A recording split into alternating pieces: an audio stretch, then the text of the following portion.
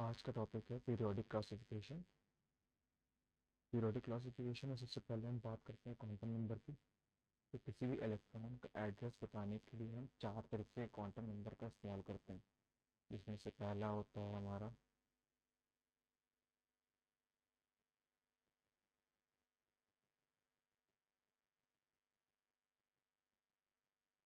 Principal quantum number, दूसरा होता है अजीमुथल क्वांटम नंबर, तीसरा होता है मैग्नेटिक क्वांटम नंबर और चौथा होता है हमारा क्वांटम नंबर।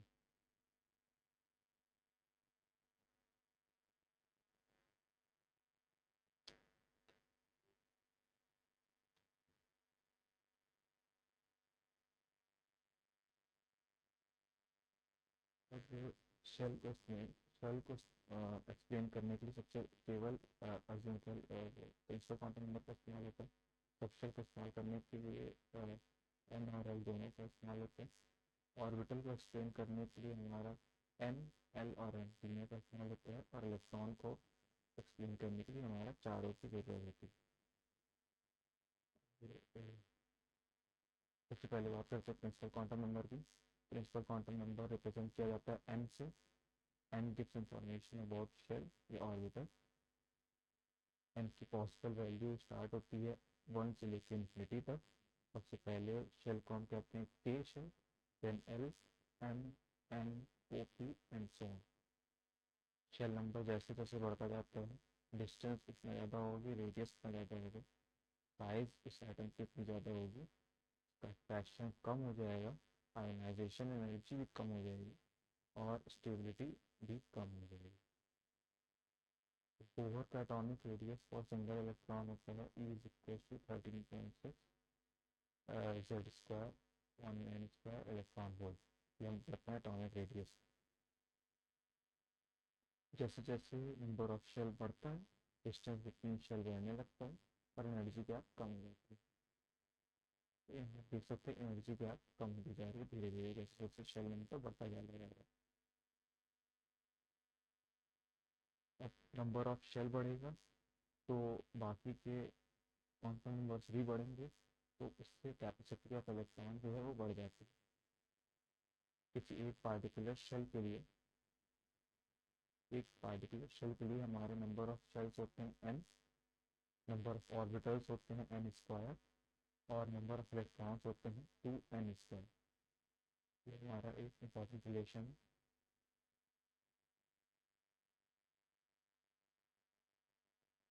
देन इसके बाद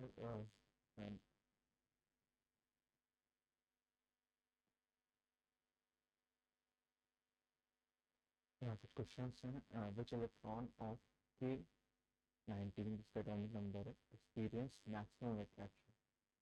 तो मैक्सिमम अट्रैक्शन इसके लगेगा। अट्रैक्शन होता है न्यूक्लियस के कारण, और न्यूक्लियस अपने पास से जो सबसे पास इलेक्ट्रॉन होता है उसको सबसे ज़्यादा अट्रैक्शन लगाएगा।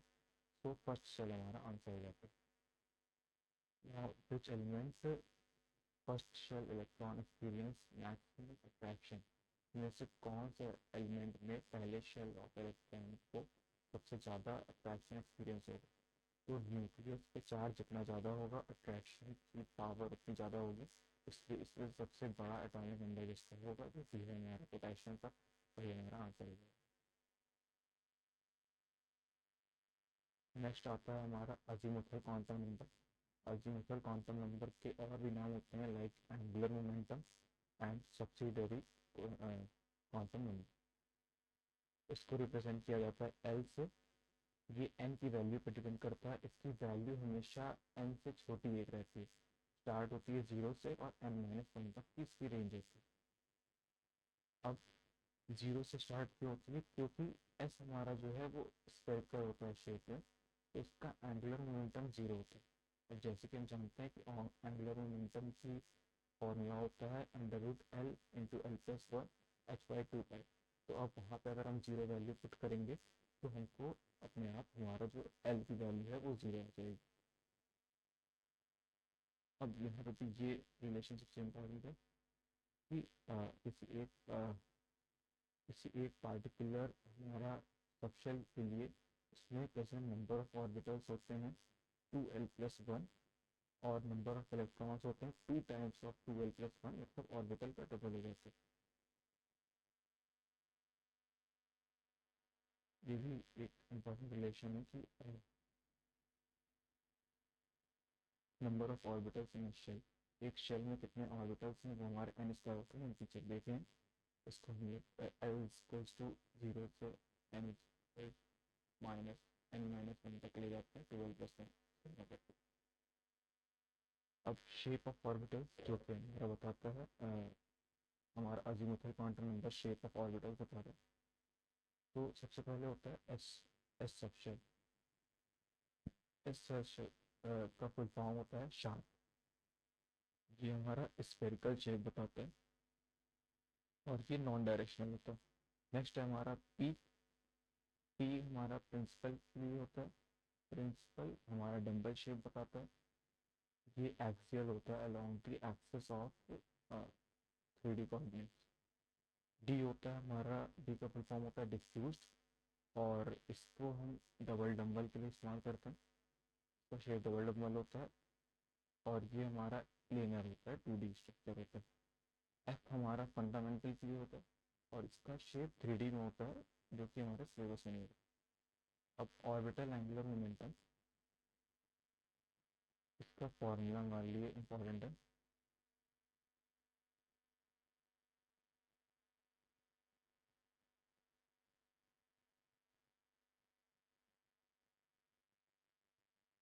ऑर्बिटल एंगुलर मोमेंटम का फॉर्मूला होता है √L × L+1 h/2π।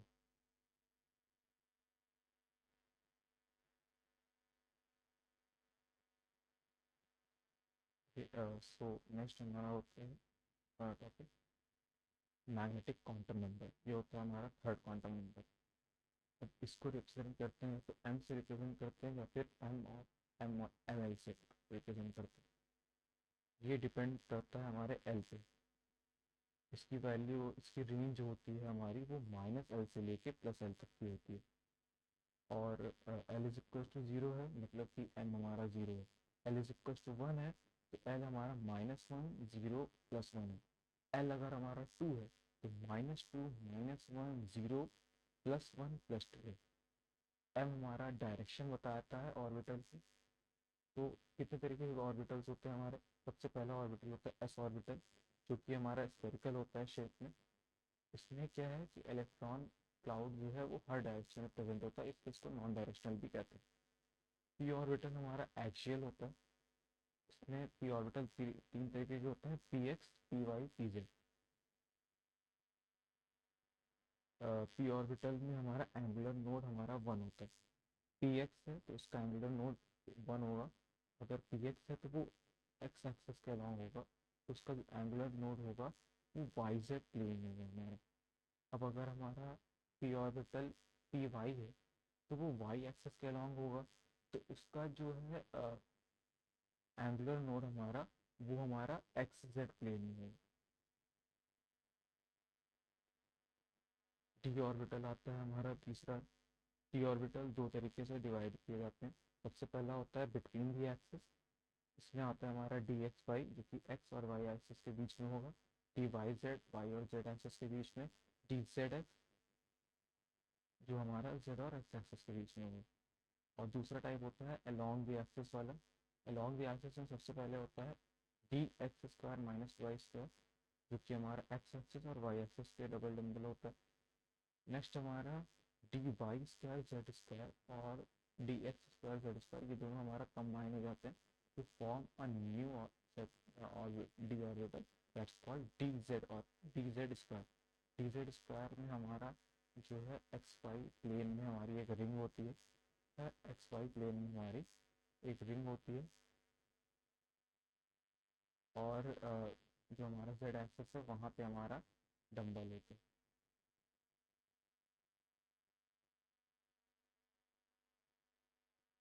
ओके, तो major electron cloud z axis में प्रेजेंट होता है, इसलिए उसको डी जेड स्क्वायर कहते हैं।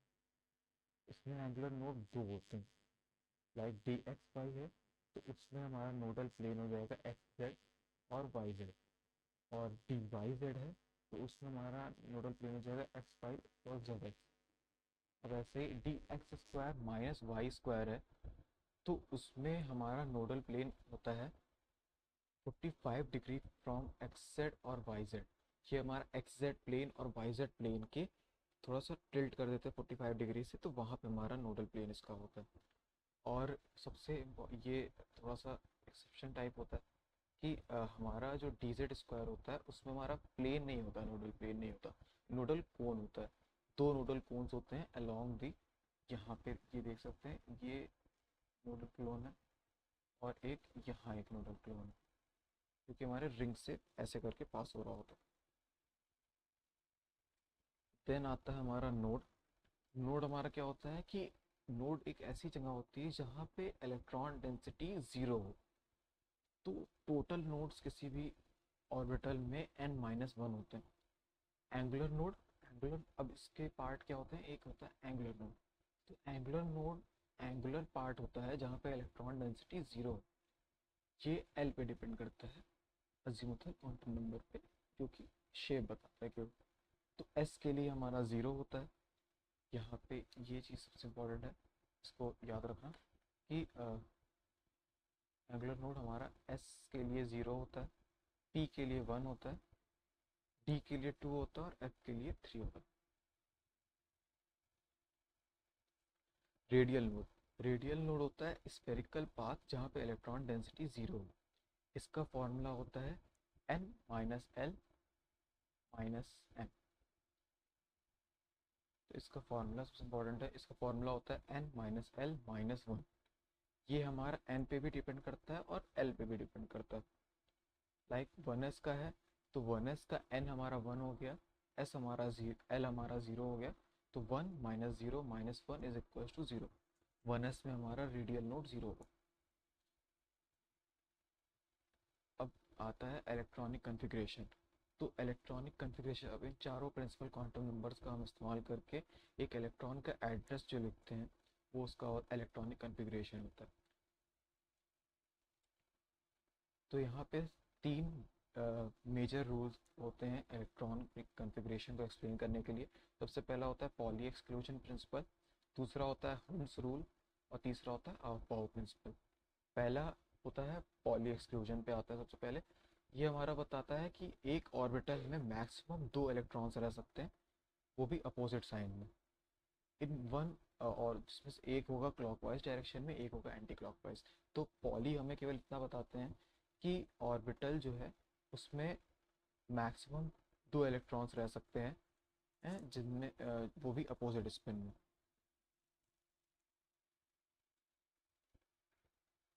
सेकेंड रूल होता है हमारा हुंस rule, हुंस rule of maximum multiplicity.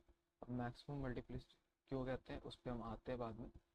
सबसे पहले होता है कि एक सबशेल में डीजेनरेट ऑर्बिटल्स होते हैं। एक सबशेल में जितने भी ऑर्बिटल्स होते हैं वो सब डीजेनरेट होते हैं, मतलब कि उन सब की सेम एनर्जी होती है। तो पेयरिंग ऑफ इलेक्ट्रॉन होता है, takes provide in every orbital in same spin. Hund's rule ये बताता है कि हमारा लाइक पी में तीन ऑर्बिटल्स हैं, p x p y p z. सबसे पहले हमारा एक इलेक्ट्रॉन पी एक्स में जाएगा, फिर पी वाई में जाएगा, फिर पी जेड में जाएगा, उसके बाद पेयरिंग स्टार्ट होगी। फिर उसके बाद पी एक्स में फिर से पेयरिंग होगी, फिर पी वाई में पेयरिंग होगी, फिर पी जेड में पेयरिंग होगी। अब मल्टीप्लिसिटी का इसका फॉर्मूला होता है two into sigma S plus का वन। ये फॉर्मूला हमारा इंपॉर्टेंट होता है, two into sigma S plus का वन। तो अब ये मैक्सिमम कब होता है, मैक्सिमम तभी होगा जब हम हुंस रूल को अप्लाई करेंगे, कि एक एक करके जब हम इलेक्ट्रॉन भरेंगे तो हमारा हो जाता है plus one two plus half plus half plus half, मिल के हो गया हमारा 3/2। अब 3/2 यहाँ से हम मल्टीप्लिसिटी निकालेंगे तो वो हो जाता है हमारी 4। और किसी भी तरीके से आप कॉन्फ़िगरेशन अगर करना चाहेंगे या फिलअप करेंगे तो उसकी मल्टीप्लिसिटी हमेशा कम ही आएगी, जैसा कि यहाँ हम देख सकते हैं। यहाँ पे हमने ऐसे कर दी, उल्टा कर दिया, लास्ट में पेयरिंग पहले कर दी। ये सब करने के कारण मल्टीप्लिसिटी हमारी घट जा रही है। सबसे मैक्सिमम मल्टीप्लिसिटी हमारी हुंस रूल को फॉलो करने पे ही आती है, इसलिए इसको हुंस रूल ऑफ मैक्सिमम मल्टीप्लिसिटी भी कहते हैं। अब अकॉर्डिंग टू हुन rule among different arrangements of a configuration of a subshell, maximum stable configuration has max value of multiplicity. Pairing energy ये होता है कि energy required to pair up electron in an orbital. जब हमारे एक एक करके हमारे सारे ऑर्बिटल्स फिलअप हो जाते हैं with the same spin of electrons, तो हमारी पेयरिंग चालू होती है। अब उस पेयरिंग को करवाने के लिए जितनी एनर्जी रिक्वायर्ड होती है उसको हम कहते हैं पेयरिंग एनर्जी। पेयरिंग के कारण स्टेबिलिटी हमारी डिक्रीज होती है, क्योंकि हमारा जो है एनर्जी एब्जॉर्ब कर रहा है, एनर्जी एब्जॉर्ब कर रहा है मतलब रिपल्शन होगा, इसलिए स्टेबिलिटी डिक्रीज होती है पेयरिंग पे। ये भी इंपॉर्टेंट पॉइंट है, due to pairing stability decreases.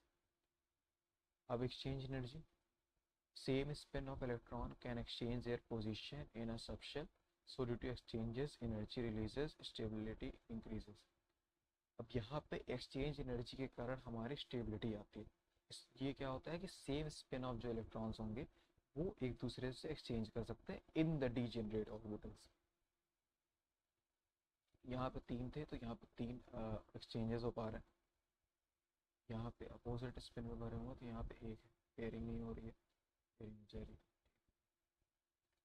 Number of exchange निकालने का हमारे पास फॉर्मूला भी होता है, x into x plus 1 by 2 plus का y into y plus 1 by 2।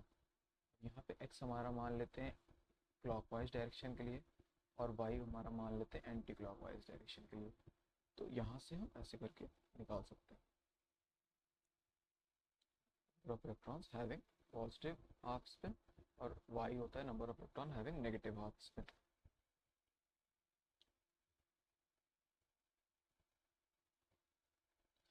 अब among all the configuration, half filled और फुल्ली फिल्ड कॉन्फ़िगरेशन सबसे ज़्यादा स्टेबल होते हैं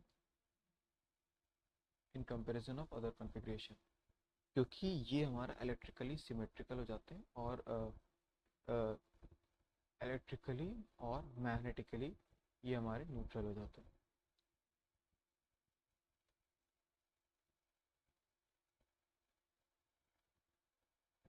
हम देख सकते हैं P3 और P4 के बीच में हमारा स्टेबिलिटी P3 की ज़्यादा है, P4 से इलेक्ट्रॉन एफिनिटी भी P3 की ज़्यादा हो, P3 की कम होती है क्योंकि वो ऑलरेडी स्टेबल स्टेट में है, तो P3 की इलेक्ट्रॉन एफिनिटी कम होती है, इलेक्ट्रॉन नहीं लेना चाहता। और आयोनाइजेशन एंथैल्पी P3 की ज़्यादा होती है क्योंकि P3 ऑलरेडी स्टेबल है, तो वहाँ से इलेक्ट्रॉन निकालने में ज़्यादा एनर्जी लगेगी। नेक्स्ट आता है हमारा ऑफ बाउस रूल। ऑफ बाउस रूल क्या बताता है हमारा कि एनर्जी ऑफ वेरियस सबशेल और शेल के बारे में बताता है। अब हम कैसे इलेक्ट्रॉनिक कॉन्फ़िगरेशन में इलेक्ट्रॉन्स को फिलअप करते, कैसे कौन सा शेल पहले कौन सा शेल बाद में, उसके लिए हमारा ऑफ बाउस रूल इस्तेमाल होता है। अब कोई सिंगल इलेक्ट्रॉन सिस्टम है तो उसमें हमारा होता है 1s से बड़ा होगा 2s और 2p इक्वल होगा, 1s से बड़ा 2s equal to 2p, 2s 2p से बड़ा होगा 3s is equal to 3p is equal to 3d and then so on. इसमें सिंगल इलेक्ट्रॉनिक सिस्टम में हमारा 2s और 2p दोनों ही हमारा डीजेनरेट ऑर्बिटल्स होते हैं। मल्टी इलेक्ट्रॉनिक सिस्टम में एनर्जी हमारा n पे डिपेंड करती है और l पे भी डिपेंड करती है। कैसे? Energy is directly proportional to n plus का l, n प्लस की l की वैल्यू जिसकी ज़्यादा है उसकी एनर्जी ज़्यादा होगी, और अगर सेम वैल्यू आ रही है किसी दो ऑर्बिटल्स की तो वहाँ पे हमारा डिसाइडिंग फैक्टर होता है n, इसका n ज़्यादा होगा उसकी एनर्जी ज़्यादा हो जाएगी। ये हमारा इलेक्ट्रॉनिक कॉन्फ़िगरेशन के सारे रूल हो गए, इससे हमारा किसी भी किसी भी आइटम का इलेक्ट्रॉनिक कॉन्फ़िगरेशन लिखा जा सकता है। अब आता है हमारा long form of periodic table. Periodic table हमारा नए मॉडर्न जो पीरियोडिक टेबल है वो हमारा बोहर और बरी ने बताया था बेस्ड ऑन इलेक्ट्रॉनिक कॉन्फ़िगरेशन। इसमें जो हमारे हॉरिजॉन्टल रोज होते हैं, इसमें जो हमारे हॉरिजॉन्टल रोज होते हैं वो होते हैं हमारे पीरियड को बताते हैं, और वर्टिकल कॉलम्स को हम ग्रुप कहते हैं। टोटल नंबर ऑफ पीरियड्स हमारे 7 होते हैं और टोटल नंबर ऑफ कॉलम्स हमारे 18 होते हैं। सारे पीरियड NS से स्टार्ट होते हैं और एंड होते हैं NP पे। अब ये हमारा जो है मैजिक नंबर होता है। मैजिक नंबर होता है हमारा 2, 8, 8, 18, 18,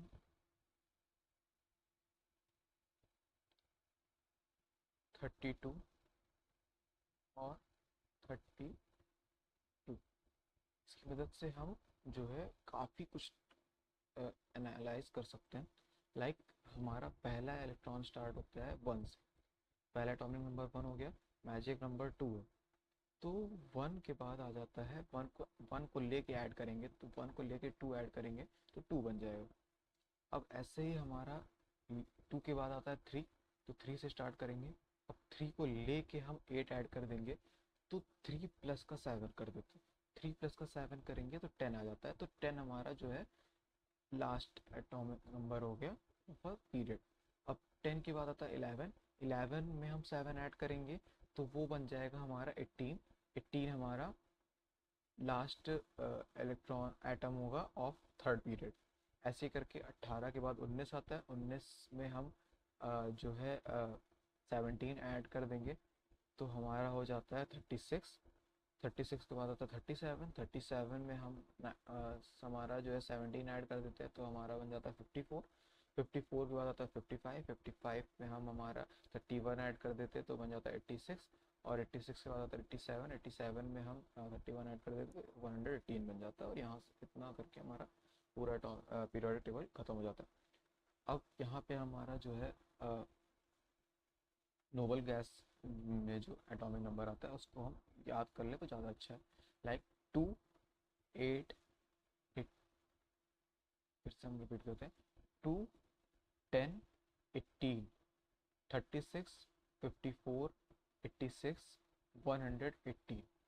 इसको मेमोराइज करना है। लाइक हीलियम का होता है 2, नियॉन का होता है 10, उसके बाद आता है आर्गन, आर्गन का होता है 18, उसके बाद आता है क्रिप्टन, क्रिप्टन का होता है 36, 36 के बाद आता है जेनॉन, जेनॉन का होता है 54, 54 के बाद आता है रेडियन, रेडियन का होता है 86, और 86 के बाद आता है ओजी, ओजी का होता है 180।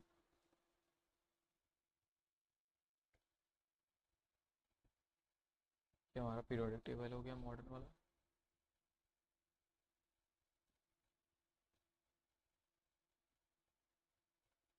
अब exception of n+1 rule, n+l rule आता है हमारा copper, Ag, Au, Pt, Cr, Mb, M। इसको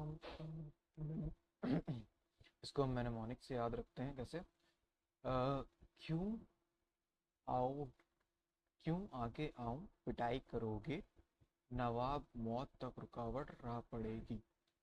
इसमें सबसे पहले हमारा NS वन ही तक फिल होता है, उसके बाद हमारा ND फिल होने लग जाता है, इसलिए इसको हम n+l रूल का एक्सेप्शन भी कहते हैं। फिर से मैनेमोनिक्स देखते हैं। क्यों आगे आऊं पिटाई करोगे, नवाब मौत तक रुकावट राह पड़ेगी।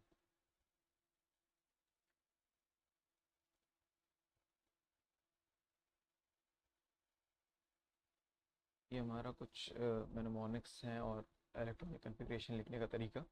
लाइक एफ ब्लॉक का मैनेमोनिक्स होता है, सर पर नदिया प्रेम की समाए, यूं गदगद तब दिल हुआ,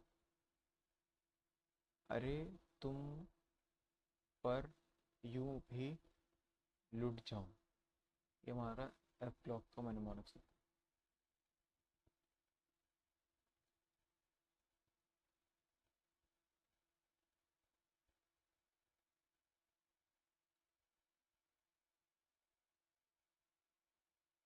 अब हमारा एफ ब्लॉक जो आता है उसको हम दो तरीके से कहते हैं, लैंथेनॉइड्स एंड एक्टिनॉइड्स। लैंथेनॉइड्स को हम 4F सीरीज कहते हैं, एक्टिनॉइड्स को हम 5F सीरीज कहते हैं।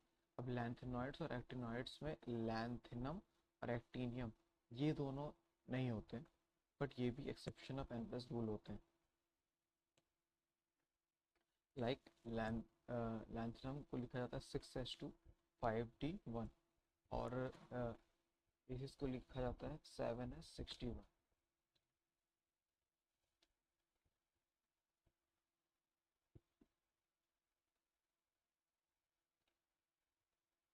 यहाँ पे है कि n+l रूल में इलेक्ट्रॉन फिल करने का तरीके का है सिर्फ एक्चुअल इलेक्ट्रॉनिक कॉन्फ़िगरेशन फिल करने के बाद n पे बेसिस पे अरेंज करेंगे। तो n+l रूल इलेक्ट्रॉन फिल करने का तरीका होता है, but actually electron configuration fill करने के बाद n बेसिस पर लिखते हैं, लाइक 1s2, उसके बाद 2s2 2p6, then 3s2 3p6 3t6 and then 4s2। तो लास्ट इलेक्ट्रॉन एंटर होता है हमारा Fe में 3d में, पर आउटर मोस्ट इलेक्ट्रॉन होता है 4s। तो जब भी हम इलेक्ट्रॉन निकालेंगे तो वो आउटर मोस्ट इलेक्ट्रॉन से निकलेगा और 4s से निकलेगा, भले से हमने लास्ट में 3d फिल किया। अब इफेक्टिव न्यूक्लियर चार्ज क्या होता है? सिंगल इलेक्ट्रॉनिक सिस्टम में हमारा जो भी न्यूक्लियस हमारा अट्रैक्ट कर रहा है इलेक्ट्रॉन को, तो उसको कहते हैं केवल एक सिंगल इलेक्ट्रॉनिक सिस्टम में केवल एक तरीके का फोर्स होता है, जो कि होता है अट्रैक्शन बाय न्यूक्लियस। तो यहाँ पे इलेक्ट्रॉन हमारा 100% न्यूक्लियर चार्ज को एक्सपीरियंस करता है। मल्टी इलेक्ट्रॉनिक सिस्टम में ऐसा नहीं होता। मल्टी इलेक्ट्रॉनिक सिस्टम में हमारे दो तरीके के फोर्सेस होते हैं। पहला होता है अट्रैक्शन बाय न्यूक्लियस और दूसरा होता है रिपल्शन बाय अदर इलेक्ट्रॉन्स। तो वहाँ पे हमारा नेट न्यूक्लियर चार्ज जो एक्सपीरियंस होता है आउटर शेल इलेक्ट्रॉन को, वो डिक्रीज हो जाता है due to repulsion by inner shell electrons. इसलिए इसके लिए हम कहते हैं कि इनर शेल इलेक्ट्रॉन एक तरीके से स्क्रीन के तरीके बिहेव करता है फॉर अगेंस्ट न्यूक्लियर चार्ज। तो नेट न्यूक्लियर चार्ज इसको कहते हैं जेड इफेक्टिव। उसको निकालने के लिए हम करते हैं जेड माइनस का सिग्मा। सिग्मा हमारा होता है शील्डिंग कांस्टेंट या स्लेटर। अब जैसे जैसे शेल नंबर बढ़ता है, सबसे अब जेड इफेक्टिव कैसे वेरिएट करता है उसको हम देखते हैं। सबसे पहले जैसे जैसे शेल नंबर बढ़ेगा शील्डिंग पावर कम होगी। तो इसीलिए शील्डिंग पावर कैसे होती है? 1s में सबसे ज़्यादा, फिर 2s, फिर 2p, फिर 3s, फिर 4s में डिक्रीज होती चली जाती है। एक शेल के लिए हमारा शील्डिंग पावर s में सबसे ज़्यादा, फिर p, फिर d, फिर आइसो इलेक्ट्रॉनिक स्पीशीज में जेड इफेक्टिव डायरेक्टली प्रोपोर्शनल होता है जेड के, क्योंकि वहाँ पे हमारा जो है सिग्मा, क्योंकि आइसो इलेक्ट्रॉनिक है तो electron inner shell electron same होंगे सब में। तो वहाँ पे हमारा जो स्लेटर कांस्टेंट की जो वैल्यू है वो हमारी सेम हो जाती है। तो वहाँ पे जेड इफेक्टिव डायरेक्टली डिपेंड करता है केवल एटॉमिक नंबर।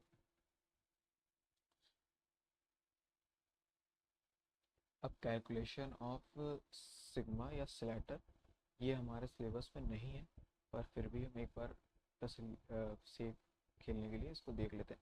आउटर इलेक्ट्रॉन अगर एस और पी में प्रेजेंट होता है तो उसके लिए हमारा होता है sigma is equals to 0.35x plus का 0.35xy और 1.00x।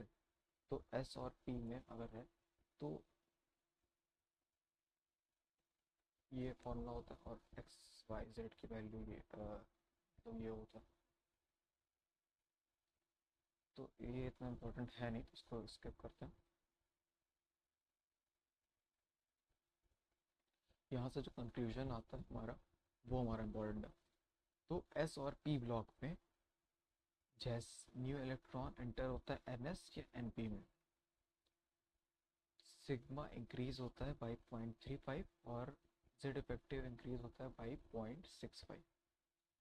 डी ब्लॉक में इलेक्ट्रॉन एंटर होता है n-1 डी में, तो वहाँ पे हमारा सिग्मा इंक्रीज होता है बाई 0.85 और जेड इफेक्टिव इंक्रीज होता है बाई 0.15। एफ ब्लॉक में इलेक्ट्रॉन एंटर होता है n-2 एफ में, तो वहाँ पे हमारा सिग्मा इंक्रीज करता है बाई 1 से और Z effective remains constant.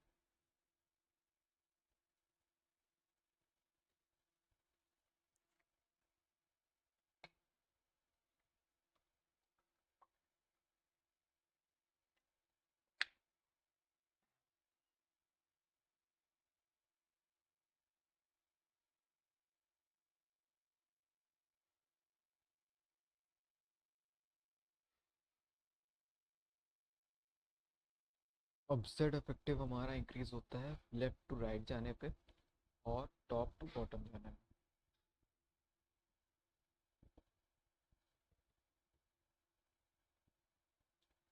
Top to bottom जाने में एस ब्लॉक में जेड इफेक्टिव बढ़ता है, स्लाइटली बढ़ता है, क्योंकि डी इलेक्ट्रॉन एंटर होता है n-1 सब शेल में, और n-1 2 बहुत ही नियर होता है न्यूक्लियस के।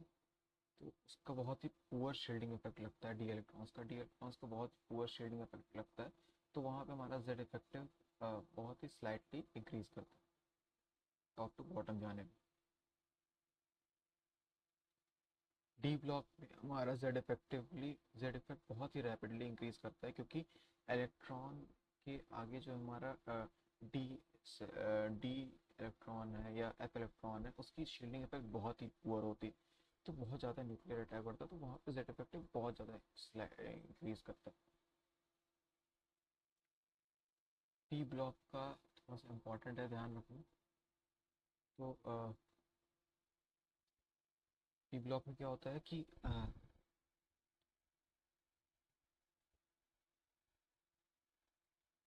Poor shielding effect Z effective बढ़ता है एज लाइक डी और block.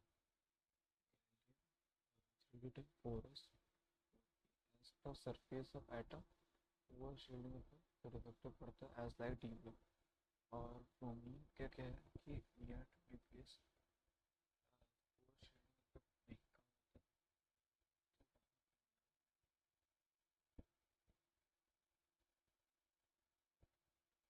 Z effective remain almost same as like S block। तो पी ब्लॉक में क्या होता है कि डी ब्लॉक के जो पास वाला होता है वो डी जैसे बिहेव करता है, कि वहाँ पे हमारा जेड इफेक्टिव बहुत ही रैपिडली इंक्रीज करता है। और जो डी ऑर्बिटल से दूर होता है वो हमारा एस के जैसा रिप्रेजेंट होता है, जिसमें हमारा जेड इफेक्टिव बहुत ही स्लाइटली इंक्रीज होता है। नेट फोर्स ऑफ अट्रैक्शन हमारा जेड इफेक्टिव अपॉन में साइज ऑफ न्यूक्लियस। अब लेफ्ट टू राइट जाने में जेड इफेक्टिव बढ़ता है जैसे जैसे नंबर ऑफ शेल बढ़ेंगे। तो बेसिक कंक्लूजन हम यहाँ से निकाल सकते हैं कि हमारा, अगर हम लेफ़्ट टू राइट जाते हैं तो हमारा जेड इफेक्टिव बढ़ता है, टॉप टू बॉटम जाते हैं तो हमारा जेड इफेक्टिव बढ़ता है। टॉप टू बॉटम में एस ब्लॉक में जेड इफेक्टिव हमारा स्लाइटली इंक्रीज करता है, टी ब्लॉक में हमारा रैपिडली इंक्रीज करता है, और वहीं एफ ब्लॉक में वहीं हमारा पी ब्लॉक में जो डी ब्लॉक के पास वाले एलिमेंट्स होते हैं उसमें रैपिडली इंक्रीज करेगा, और जो टी ब्लॉक से दूर वाले एलिमेंट्स होंगे उसमें एस ब्लॉक के तरीके स्लाइटली इंक्रीज करेगा।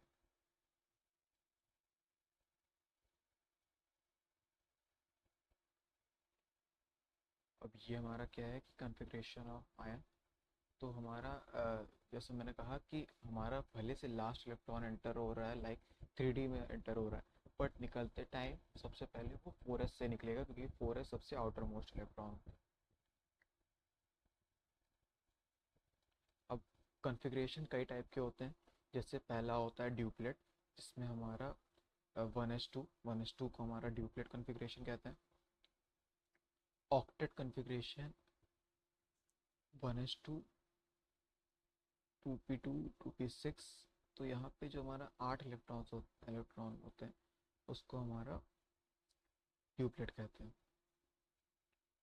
स्यूडो इनर्ट गैस किसको कहते हैं? स्यूडो इनर्ट गैस कॉन्फ़िगरेशन होता है NH2 NP6 ND10 के लिए।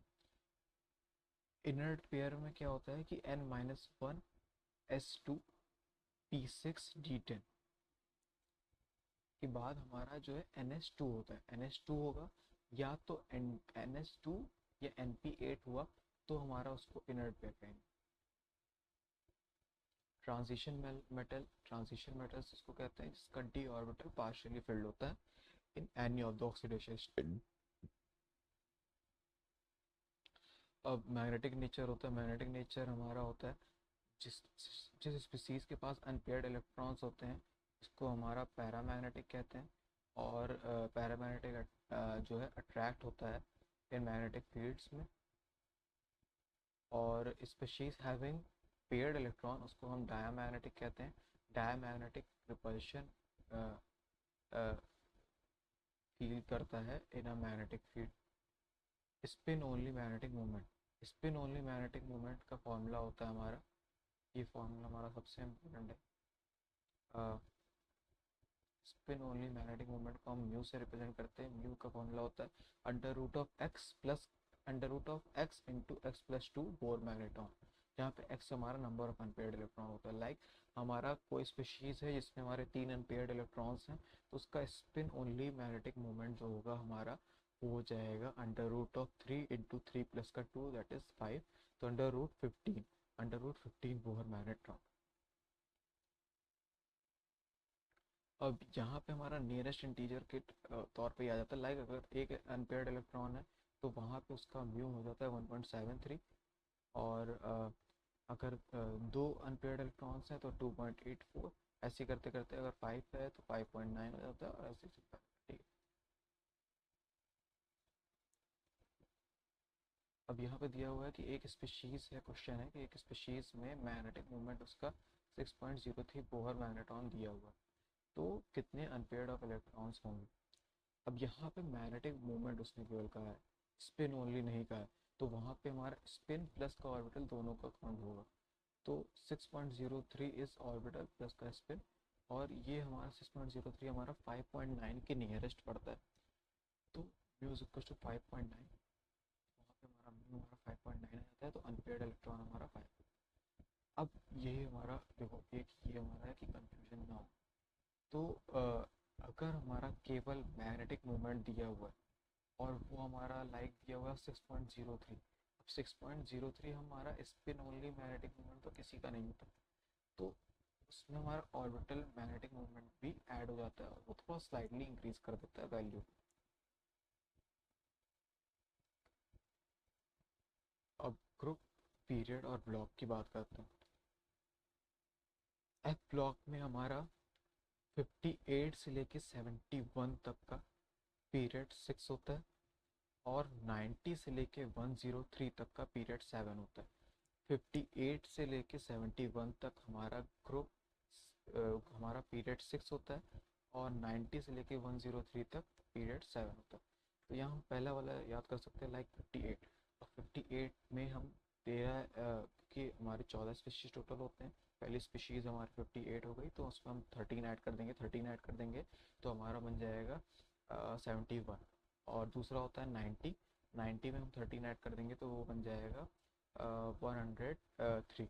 ठीक है, तो हमारा पहला पहला हमको याद करना है, लाइक 58 और 90, 58 और 90, 58 और 90।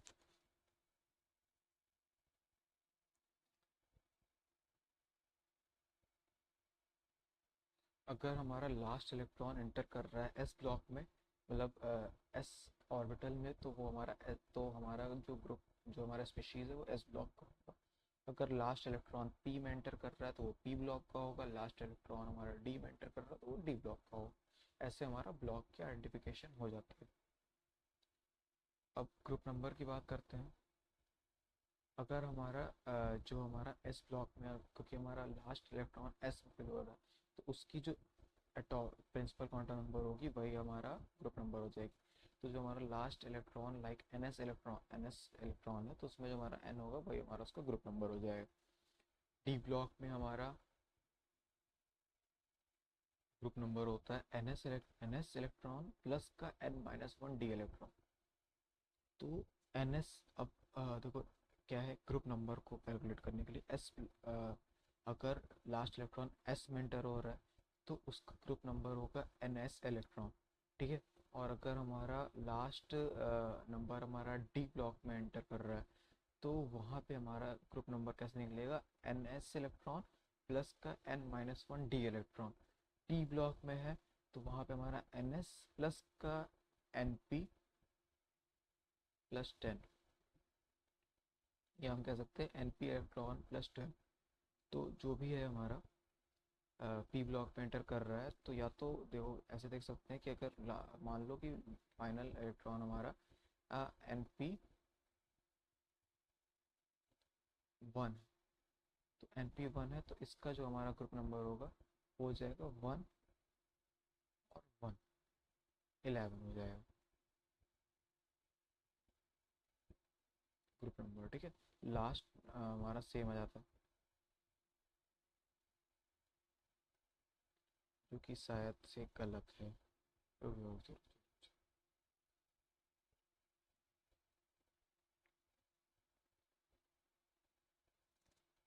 यहाँ पे हम देख सकते हैं कि हाँ, जो जितने भी नंबर ऑफ इलेक्ट्रॉन्स हैं इसमें हम 2 ऐड कर देते हैं। लाइक 1 है तो 1 में 2 ऐड कर देंगे, या तो आ जाएगा 3। अब ये हमारा इसका 3 जो है ये हमारा हो जाएगा last number of group number, that is 13। 13 का ये लास्ट वाला 3 होगा, और फर्स्ट वाला तो फिक्स रहेगा। इसको या तो हम ऐसे भी लिख सकते हैं कि एनपी इलेक्ट्रॉन्स जितने हैं उसमें हम 12 ऐड कर दें, तो वो हमारा हो जाता है उसका ग्रुप नंबर। अब जेनेसिस ऑफ पीरियोडिक टेबल। अब पीरियोडिक टेबल की हम हिस्ट्री की बात करते हैं। सबसे पहले आता है हमारा ट्रायड लॉ। ट्रायड लॉ हमारा कहता था क्या, डोबेर्नियर्स ट्रायड लॉ होता है। डोबेर्नियर ने हमारे 3 एलिमेंट का ग्रुप बनाया जिसको हम ट्रायड कहते हैं, जिनकी केमिकल प्रॉपर्टीज और फिजिकल प्रॉपर्टीज सेम होती है। और ऑब्जर्व किया जाता है कि इनका एटॉमिक मास इंक्रीजिंग ऑर्डर में। और एटॉमिक मास सबसे इंपॉर्टेंट चीज़ होती है इसमें, जिससे हमारा क्वेश्चन बनता है, वो क्या है, atomic mass of middle element is the mean of the first and third. Like सबसे एक ये हमारा हो गया, ट्रायड हो गया, लिथियम, सोडियम, पोटेशियम।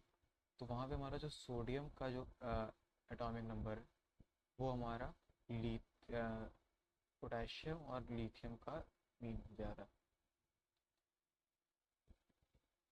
अब ट्रायड को फाइंड करने का ट्रिक भी होता है। लाइक ट्रायड में जो भी एलिमेंट्स होंगे वो सारे सेम पीरियड सेम ग्रुप के होंगे। जैसे कि हेलिना की रब से फरियाद में लीना की, तो लिथियम, सोडियम, पोटेशियम ये तीनों हमारे सेम ग्रुप के हैं, तो वो हमारे ट्रायड में आ रहे हैं। इससे कुछ ही ट्रायड्स बताए गए थे, और उनके difference in atomic number should be same, magic number. उनके बीच में जो हमारा डिफरेंस है वो हमारा सेम, मतलब बात वही हो जा रही है कि वो सेम ग्रुप में प्रेजेंट होंगे। अब यहाँ पे पूछा गया है कि जैसे which of the following is not a Dobereiner's triad. तो हमारा क्या है कि मैग्नीशियम, कैल्शियम, स्ट्रॉन्शियम ये तो सेम ग्रुप में आ रहा है। और ओ से टीपो, ओ से टीपो में हमारा क्या है कि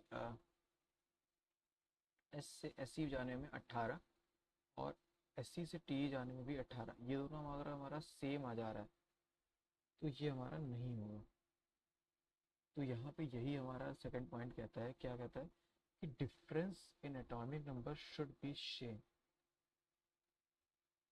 शुड नॉट बी सेम होना चाहिए एक्चुअली। यहाँ पे हमारा जो है शुड नॉट बी सेम।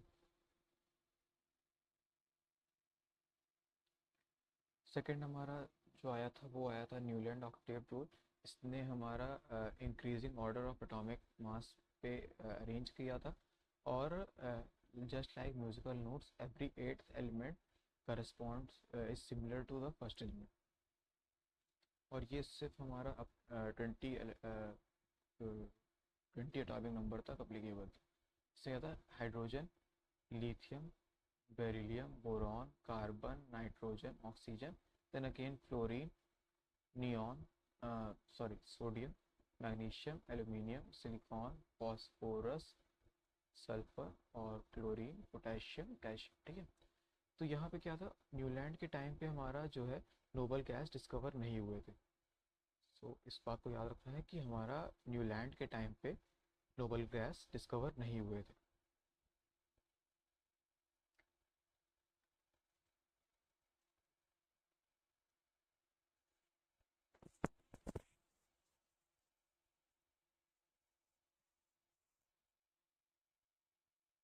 उसके बाद थर्ड आता है हमारा Lothar Meyer curve. Lothar Meyer curve ने हमारा atomic volume versus atomic mass का एक ग्राफ जो है वो प्लॉट किया था, और सिमिलर प्रॉपर्टीज़ के एलिमेंट्स को सिमिलर पोजीशन पे रखा। तो ये हमारा सबसे ज़्यादा इम्पोर्टेंट हो रहा है, लोथर मेयर कर्व। इसमें क्या है, एल्कली मेटल्स को जो है हमारा वो पीक पोजीशन मिली थी, एल्कलाइन अर्थ मेटल्स को हमारा डिक्रीजिंग पोजीशन मिली थी, हैलोजेंस को हमारा सेंडिंग पोजीशन मिली थी, और ट्रांजिशन मेटल जो है वो मिनिमा पे। तो ये हमारा जो है, ये हमारा ग्राफ था। क्या था, atomic volume versus atomic mass पे। सबसे ऊपर जो है हमारा सबसे टॉप की पोजीशन जो रहती थी वो हमारी दी जाती थी alkali metals like sodium potassium, and उसके बाद जो हमारा, वहाँ से हम डिक्रीजिंग करते हुए आएंगे तो डिक्रीज करते हुए हमारा पड़ता था एल्कलाइन अर्थ मेटल्स, जो हमारा होता था barium, magnesium, calcium, strontium. Then हमारा सबसे नीचे मिनिमम पोजीशन पे हमारे आ जाते थे ट्रांजिशन मेटल्स, उसके बाद हमारा इंक्रीजिंग पे आ जाता था हेलोजेंस। तो ये लाइन्स ऐसे चल रहा है कि सबसे पहले एल्कली मेटल्स, फिर उसके बाद डिक्रीजिंग करते समय, डिक्रीजिंग में हमारा आ जाता है एल्कलाइन अर्थ मेटल्स, उसके बाद मिनिमम पोजीशन पे आ जाता है ट्रांजिशन मेटल, और इंक्रीजिंग पोजीशन पे आ जाता है हमारा हेलोजेंस, फिर से वापस पीक पोजीशन पे एल्कली, और सो ऑन रिपीट होता रहेगा। अब इसके बाद आता है मेंडलीव्स का पीरियोडिक टेबल। ये सबसे रेवोल्यूशनरी पीरियोडिक टेबल था अपने उस टाइम का। इसने क्या किया था कि फिजिकल और केमिकल प्रॉपर्टीज़ को बताया था are the periodic function of their atomic masses. तो मेंडलीव के पीरियोडिक टेबल का पीरियोडिक लॉ था कि केमिकल और फिजिकल प्रॉपर्टीज़ जो है हमारी, वो पीरियोडिक फंक्शन होती है उसके एटॉमिक मास का।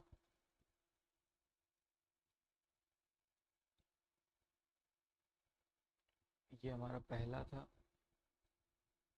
ही वॉज द फर्स्ट जिसने हमारा अरेंज किया था टैबुलर फॉर्म में। ठीक है, इसको also known as father of periodic table. तो मेंडलीव को हमारा फादर ऑफ पीरियोडिक टेबल भी कहा जाता है। इसके समय पे 63 जो है नोन एलिमेंट्स थे।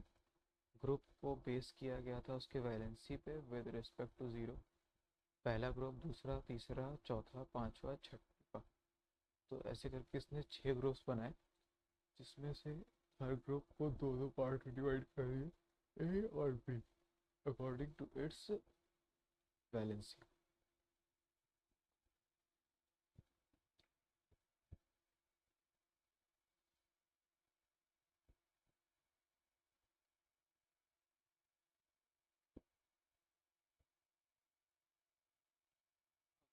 वैसे देखें तो हमारा जो है सबसे पहले फर्स्ट डे एस ब्लॉक के फर्स्ट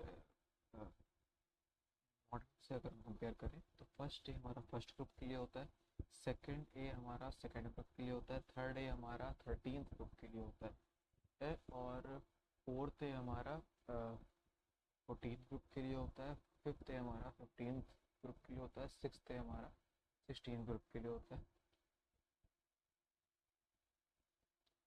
और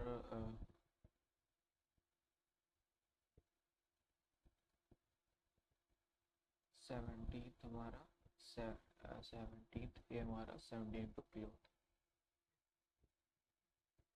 है, और जीरो होता है और noble gas, that is group number D. D block में थर्ड बी से स्टार्ट होके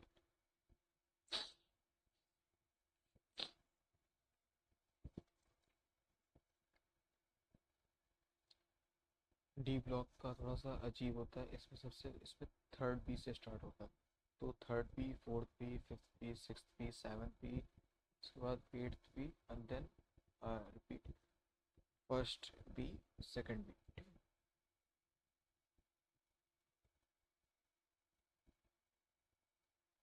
लीव की पीरियोडिक टेबल की अच्छाई क्या क्या थी, इससे स्टडी ऑफ एलिमेंट्स ईजियर हो गए थे। इसने कुछ एलिमेंट्स की प्रिडिक्शन भी कर दी थी जो अभी तक डिस्कवर नहीं हुए थे, उसका नाम रख दिया था ए का बोरॉन मतलब स्कैंडियम, ए का एल्यूमिनियम जिसका मतलब गैलियम, ए का सिलिकॉन मतलब जर्मेनियम, ए का मैंगनीज मतलब टेक्नीशियम। इसको हम याद कर सकते हैं, प्रिडिक्शन ऑफ एलिमेंट्स को हमारा जो है वो हमारा होता है BSc आलू गालू आलू गालू आलू गालू, सीता गीता और एंटेक। बीएससी मतलब बोरॉन, और उससे एक नंबर आगे इसका स्कैंडियम। देन आलू गालू मतलब एल्यूमिनियम एंड गैलियम।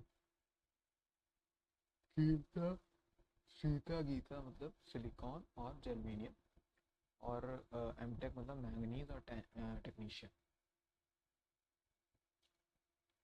यहाँ पे हमारा जो पहला जो हमारे जो भी एलिमेंट्स की प्रिडिक्शन की थी वो थे ए जर्मेनियम, गैलियम, स्कैंडियम, जर्मेनियम और टेक्नीशियम। इसको हम याद कर सकते हैं गंगा से जमुना तक। गंगा से जमुना तक ये इसकी हमारी मोनोनिक्स होती है। गंगा से जमुना तक कौन कौन से एलिमेंट्स की उसने प्रिडिक्शन की थी।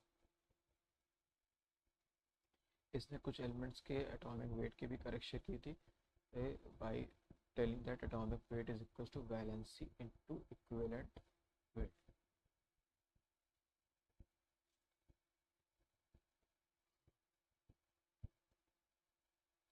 जिस जिस एलिमेंट्स की इसने एटॉमिक मास का करेक्शन किया था उसको क्या कहते हैं? यूं बेईमान इंसान और यूं बेईमान इंसान और पटेगा।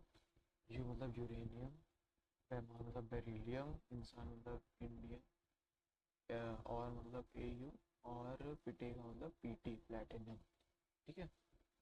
यूं बेईमान इंसान और पिटेगा, यूं बेईमान इंसान और पिटेगा। अब मेंडलीव पीरियोडिक टेबल की डीमेरिट्स क्या थे? उसने हमारा एच की पोजीशन नहीं बता पाए थे कि उसको एल्कली पे रखेंगे या फिर हैलोजेंस पे रखेंगे, ग्रुप पे रखेंगे। इसने हमारा पोजीशन ऑफ आइसोटोप्स का अगर हम बात करें जो कि हमारा मास नंबर तो उससे मास नंबर जिनका डिफरेंट होता है, एटॉमिक नंबर जिनका सेम होता है, तो उसका पोजीशन इसने नहीं बता पाया था। और तीसरी सबसे बड़ी ब्लेंडर इसकी ये थी कि इसने डिफरेंट प्रॉपर्टी ऑफ एलिमेंट्स को सेम पोजीशन पे रख दिया था। लाइक हाईली रिएक्टिव हैं जैसे लिथियम, सोडियम, पोटेशियम, उसको लेस रिएक्टिव कॉपर, एजी, एयू के साथ रख दिया था, क्योंकि हमारा फर्स्ट ए फर्स्ट बी था। तो फर्स्ट ए में हमारा बहुत ही रिएक्टिव हो गया था, फर्स्ट बी में हमारा लेस रिएक्टिव एलिमेंट्स को रख दिया। एमिलॉकस पेयर भी हो गया था। इसने इसका खुद का रूल ब्रेक किया था कि हमारा जो इंक्रीजिंग मास के अकॉर्डिंग। तो आमिर खान तेरी इच्छा, ठंडा पेप्सी और कोक नहीं, कोक नहीं। ठीक है। तो यहाँ पे हमारा क्या था? आमिर खान, तेरी इच्छा, ठंडा पेप्सी, कोक नहीं। ठीक है। अब आता है मोजले का एक्सपेरिमेंट। मोजले ने क्या कहा? मोजले ने ये इसका जो हमारा एक्सप्रेशन का जो रिलेशन है वो सबसे इम्पोर्टेंट है। That is in under root of mu is equals to A Z minus का B. Under root of mu is equals to A into Z minus का बी। इसने बेसिकली क्या किया था कि स्क्वायर रूट ऑफ इसने X-rays emitted by atoms states that the square root of the frequency of the emitted rays is approximately proportional to the atomic number. Under root of mu और z के बीच में graph plot किया तो एक linear graph. Mendeleev का periodic table by मोजले। मोजले modern periodic table हमारा मोजले द्वारा दिया गया था। इसमें इसका पीरियोडिक लॉ क्या था कि केमिकल एंड फिजिकल प्रॉपर्टीज़ जो होती है एलिमेंट की वो हमारा पीरियोडिक फंक्शन होता है उसके एटॉमिक नंबर की।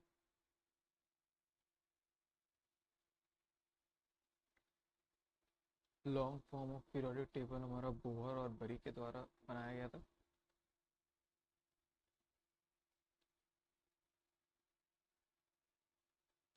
यहाँ पे हम एक चीज़ और ध्यान रख सकते हैं कि हमारा जो है मेंडलीव का जो पीरियोडिक टेबल है, मेंडलीव के पीरियोडिक टेबल में हमारा जो ग्रुप्स हैं वो ग्रुप थे, 8 ग्रुप थे, 8 ग्रुप्स थे उसमें।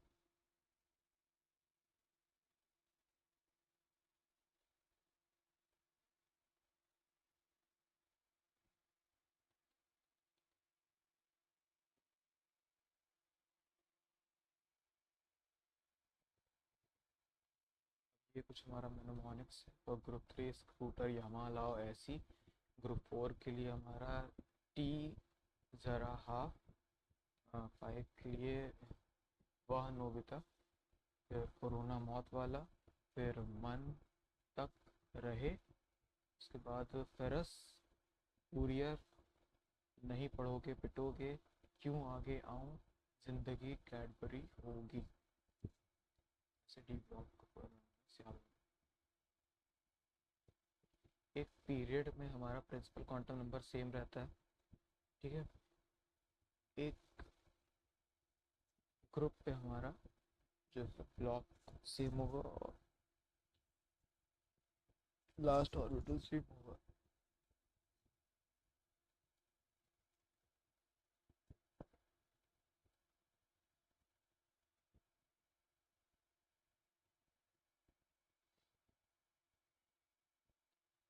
तो जिनका एटॉमिक नंबर 100 से ज़्यादा होता है उनकी आईयूपीएसी नेमिंग कैसे होती है?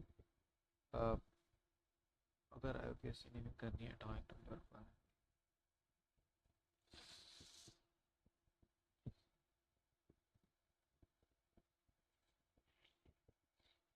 1 को अन कहते हैं, 2 को बाई कहते हैं, 3 को ट्राई कहते हैं, 4 को क्वाड कहते हैं, 5 को पेट कहते हैं, 6 को हेक्स कहते हैं, 7 को हमारा सेप्ट कहते हैं, 8 को हमारा ऑक्ट कहते हैं, 9 को इन कहते हैं और 10th को निल कहते हैं, ठीक है। तो जैसे अगर हमारा 117 है तो अन अन सेप्ट और उसके आगे हम लगा देते हैं ईएम लगा देते हैं। अगर 119 है तो un un nil ium in sorry un un in ium नियम, ठीक है। 120 है तो हमारा होता है un bi nil ium, un bi nil ium, ठीक है। इसको करेंगे यू बी एन से रिप्रेजेंट, ठीक है।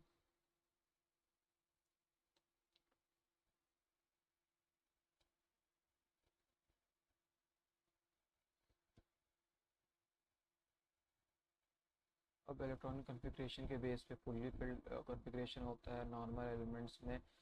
नॉर्मल एलिमेंट्स क्या होते हैं? नॉर्मल एलिमेंट्स होते हैं हमारे जिसमें partially filled N H shell होता है, जिसमें हमारा एन एच शेल जो होता है वो हमारा पार्शली फिल्ड हो, ठीक है। और partially field nth and n minus one को n-1 जो होता है उसको हम कहते हैं पेनल्टी मेड शेल, ठीक है। n-1 शेल जो होता है उसको हम कहते हैं पेनल्टी मेड शेल, ठीक है। और n-2 जो शेल होता है हमारा उसको हम कहते हैं एंटी पेनल्टी मेड।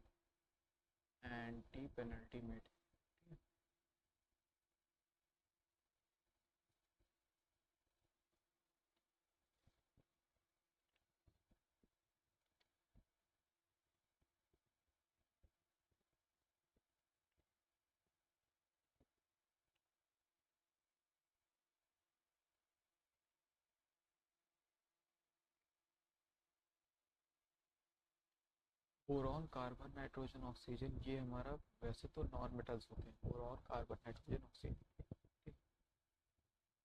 पर अगर हम ग्रुप में देखें तो ये हमारा मेटलाइट के तरीके शो करते हैं। तो मेटलाइट्स होते हैं हमारा boron, silicon, germanium, arsenic, selenium, SP और टी, ठीक है।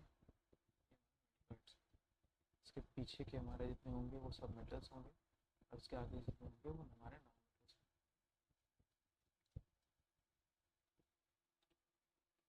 अब मेटलाइट्स को याद करने का मेनोमोनिक्स क्या हो जाएगा? सबसे अच्छे तेरे भी, S P S C S T E G, ठीक है।